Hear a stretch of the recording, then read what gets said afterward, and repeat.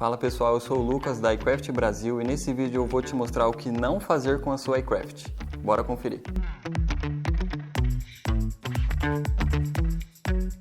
Então pessoal, para a primeira dica do que não fazer com a sua iCraft é a dica dos roletes, tá? Então a gente não pode movimentar esse rolete com esta alavanca baixada. Por quê? Essa alavanca aqui, ela ergue esse eixo aqui para a gente poder movimentar o rolete corretamente. Se a gente tentar forçar aqui, a gente vai danificar a máquina. Para a gente movimentar esse rolete, a gente sempre tem que levantar essa alavanca e fazer o movimento com cuidado, certo? Então a gente pode ir mudando aqui as posições com a alavanca erguida.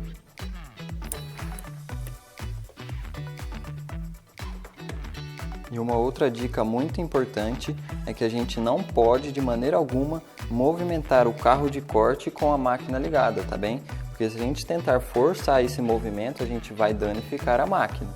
Então pessoal, uma outra dica muito importante é que se você receber a sua iCraft com a pinagem diferente da sua tomada, você deve certificar se o adaptador que você for usar, ele seja um adaptador confiável, firme aqui no encaixe das pinagens, tá?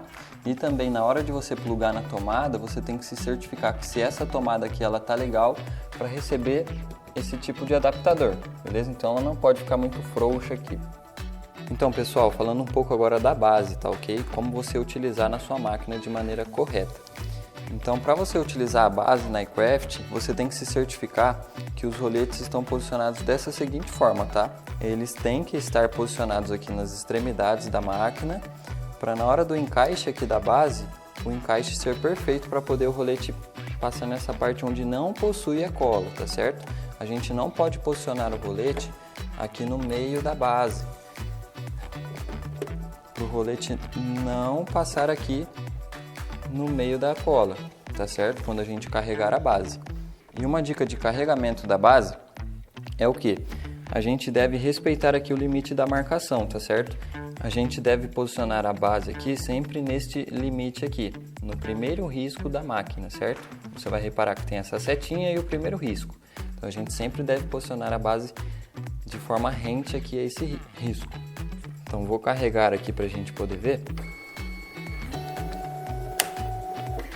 que a forma de carregamento foi correta, certo? Os roletes posicionados aqui na extremidade e a base alinhada aqui ao primeiro risco. Um outro ponto que a gente deve ficar bem atento é o espaço que a gente deve utilizar na máquina, certo? Então a gente tem que ter aqui no mínimo 30 centímetros para frente da máquina e no mínimo 30 centímetros aqui para trás. Porque isso aqui vai interferir na hora do seu corte, tá? Então quando a máquina vai fazer o trabalho de levar a base lá para trás, ela não pode ter nenhum objeto que vai obstruir aqui a base, certo? E isso tanto para frente quanto para trás. Um ponto importante, pessoal, também, que o pessoal sempre me pergunta, quem não tem a máquina ou até mesmo para quem tem a máquina, é de como posicionar o suporte da lâmina no carro de corte, certo?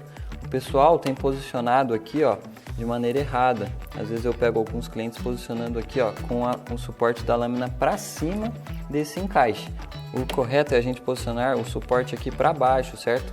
Esse braço aqui do suporte, ele deve cobrir totalmente aqui o suporte, certo? Para o suporte ficar bem fixo e a lâmina poder chegar no seu material. E para finalizar, pessoal, a gente não deve de maneira alguma deixar a máquina exposta ao sol e a gente sempre manter também as limpezas diárias aí.